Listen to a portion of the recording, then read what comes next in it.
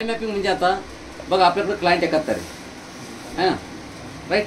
Client 71 वरती आपण एक फोल्डर शेअर केलं होतं डेटा नावाचं माझ्यामध्ये. सी ड्राईव्हमध्ये का नाही, बी मध्ये का नाही, सी मध्ये कोणतं फोल्डर आपल्याकडे इथं जे आपण शेअर केलं होतं अकाउंट्स नावाचं. कोणतं फोल्डर शेअर केलं होतं?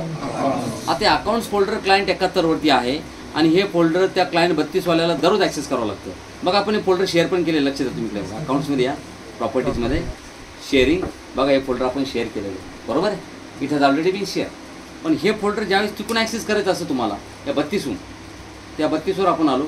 इथं आपण त्याला कसं ॲक्सेस करतो 32वरून क्लायंट 71ला? आपण दररोज या ब्राउझर ओपन करतो, हे नेटवर्क ब्राउझर. मग याच्यामध्ये तुम्हाला ते क्लायंट 71 दिसतं, त्याला डबल क्लिक करतो. मग कधी कधी ते दिसतं, असं एरर येतो, समजलं का तुम्हाला? खूप काही डोक्याला ताण असतो, ठीक आहे काय झालं? खुर्चीवर बसून पाहिजे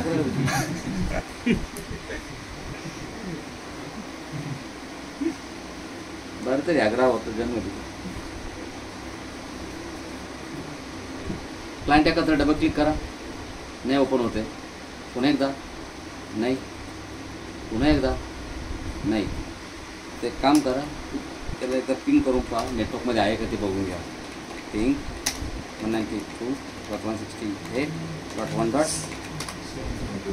ओके, नेटवर्कमध्ये ते बिलकुल आहे. ते एकदा पुन्हा डबल क्लिक करा. आता आहे कधी कधी होतं पिंग केल्यानं नाही ते निघू शकतं. ओके, तर ॲडमिनिस्ट्रेटर चला, समोरचं कम्प्युटर आपण ॲक्सेस केलं. तिथं बघा अकाउंट्स नावाचं फोल्डर आहे. आता ते फोल्डर तुम्हाला डेली ॲक्सेस करावं लागतं.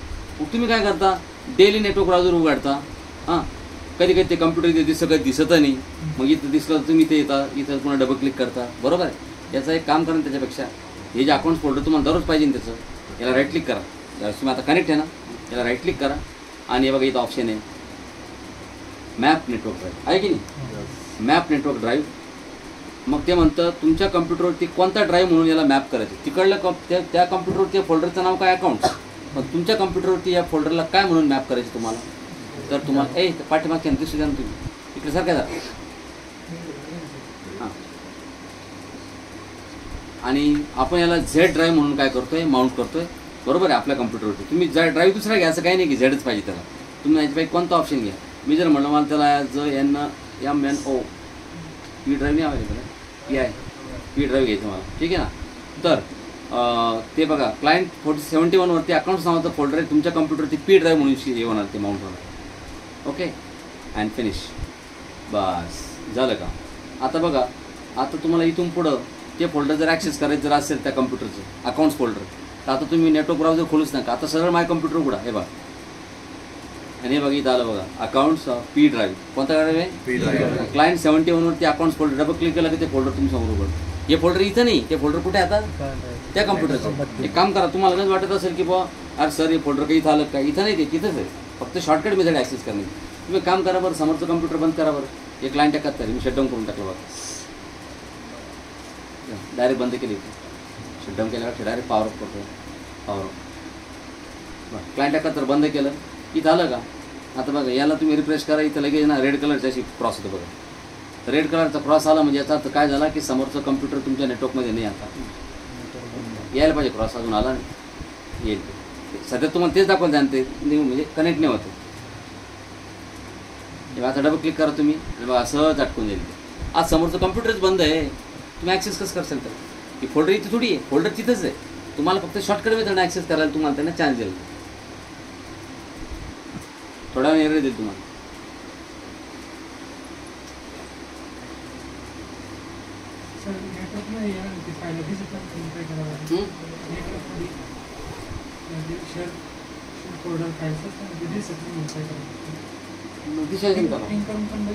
हा पिक करून बघितलं ते ॲक्सेस नाही व्हायला ना. तुम्हाला ॲक्सेस करताना ते गेस्ट ॲक्सेस, क्लासिक ॲक्सेस, समोरचं कम्प्युटर जर ॲक्सेस झालं तुम्हाला, समोरचं कम्प्युटर तुम्हाला दिसतंय. आता आपल्याला समोरचं कम्प्युटर दिसत होतं, त्याच्यामध्ये शेअर फोल्डर जर दिसत नसेल तुम्ही शेअरच करेल नाही आता, बरोबर.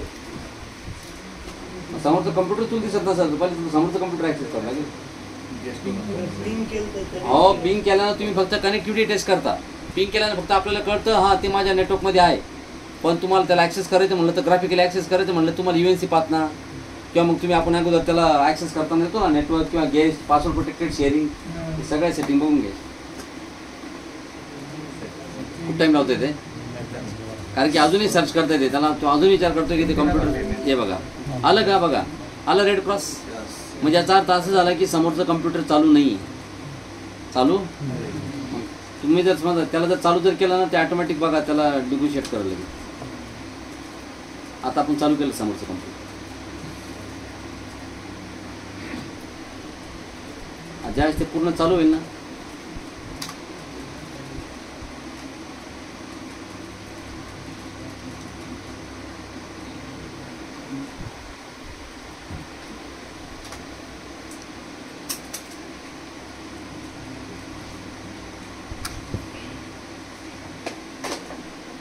हे बघ चालू झालं आहे की नाही.